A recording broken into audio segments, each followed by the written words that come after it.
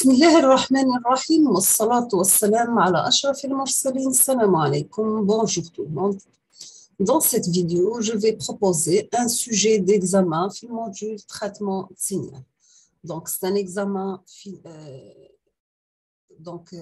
un centre de Liban associé au CNAM de Paris, Institut des sciences appliquées et économiques, examen final de base de traitement de signal, sachant que le note de cours, polycopie et la calculatrice programmable sont autorisés. Donc, c'est un examen qui a été rédigé par l'enseignant Itani Abderrahman. On va commencer par l'exercice numéro 1 sur 11 points. Sachant que c'est sous forme de synthèse active. Les questions sont parfaitement indépendantes. On va commencer par la question numéro 1. On considère le montage de la figure numéro 1.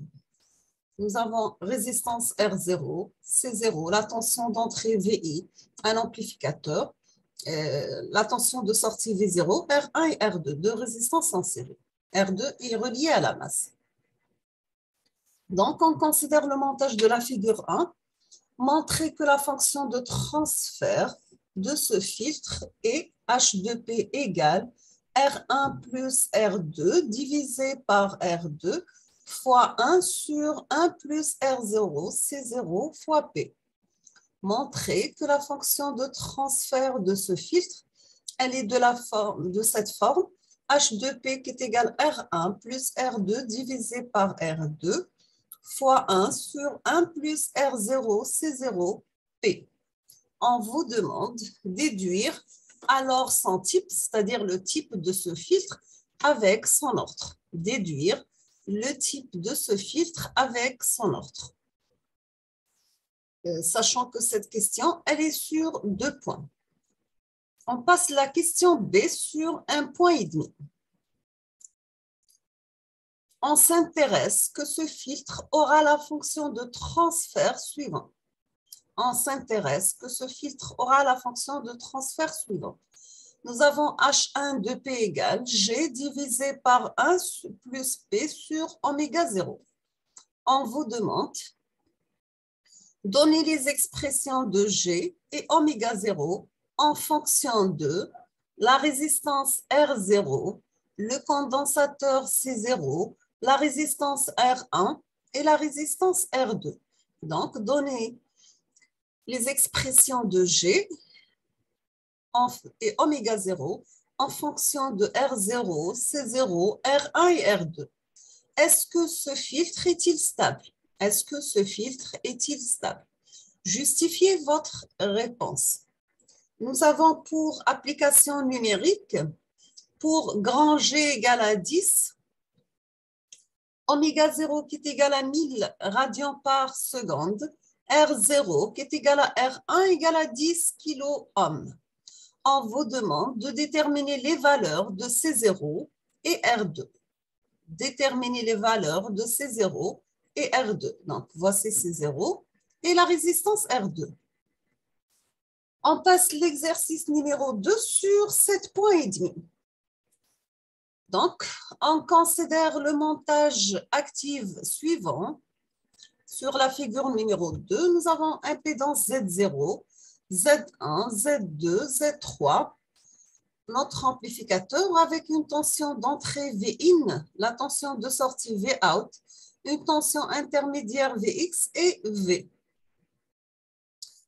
On vous demande la première question, justifier la stabilité de ce filtre. Justifier la stabilité de ce filtre. Donc, justifier la stabilité de ce filtre. Cette question, elle est sur 0,5 points. Donc, est-ce que montrer que ce filtre, c'est un filtre stable? Deuxième question sur 3 points. On vous demande de montrer par calcul que sa fonction de transfert s'exprime par H2 de P qui est égal à l'impédance Z2 fois Z3 divisé par Z0 fois Z1 plus Z2 plus l'impédance Z2 fois Z1 plus Z3. D'accord? La question numéro C sur 2 points. Donc, dans la suite, on va prendre Z0 qui est égal à Z1 qui est égal à grand R. et Z2 égale à Z3 est égal à 1 sur P fois C.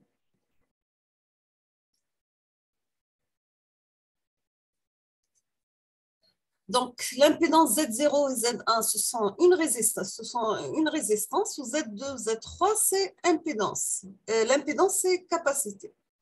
Montrer que H de P, ça devient 1 sur R au carré, C au carré, P au carré, plus 2RCP plus 1. La question numéro D. On s'intéresse alors que la fonction de transfert soit égale H de 2P égale à 1 sur P sur 1000 au carré plus P sur 500 plus 1. La question numéro 1, on vous demande de déterminer alors la valeur de C pour la résistance R égale à 10 kΩ. Déterminer la valeur de C, la condensateur, pour une valeur de résistance qui est égale à 10 kΩ. Cette question, elle est sur un point. Deuxième partie, la question numéro D, sur un point toujours. Est-ce que ce filtre suit le profil de Butterworth? Est-ce que ce filtre suit le profil de Butterworth? Justifiez votre réponse. Justifiez votre réponse. On passe la partie numéro 2 sur 6 points et demi. Cette partie concerne le filtrage passif de Chebyshev. Donc, la question, l'exercice, on va commencer par l'exercice, on va détailler question par question. On s'intéresse de réaliser un filtre passif passe-bande de Chebyshev à symétrie géométrique, dont les caractéristiques sont les suivantes. On s'intéresse de réaliser un filtre passif passe-bande de Chebyshev à symétrie géométrique, dont les caractéristiques sont les suivantes. On s'intéresse de réaliser un filtre passif passe-bande de Chebyshev à symétrie géométrique, dont les caractéristiques sont les suivantes. La première partie, nous avons la pulsation de la bande passante oméga 1 qui est égale à 1 kRad par seconde et oméga 2 qui est égal à 4 kRad par seconde. Deuxième partie, nous avons la pulsation de la bande coupée à moins 20 décibels. Elle est oméga 1' qui est égal à 0,1 kRad par seconde et oméga 2' est égal à 40 kRad par seconde. La partie C, les ondulations dans la bande passante, elle est de 0,5 décibels. Ondulation dans la bande passante, elle est de 0,5 décibels. La résistance de la source égale la résistance de la charge est égale à 600 ohms. On passe aux questions. La question numéro 1 sur un point. On vous demande de déterminer la fréquence centrale de résonance oméga 0. Déterminer la fréquence centrale de résonance oméga 0. Deuxième question, déterminer le facteur de qualité Q. Déterminer le facteur de qualité Q.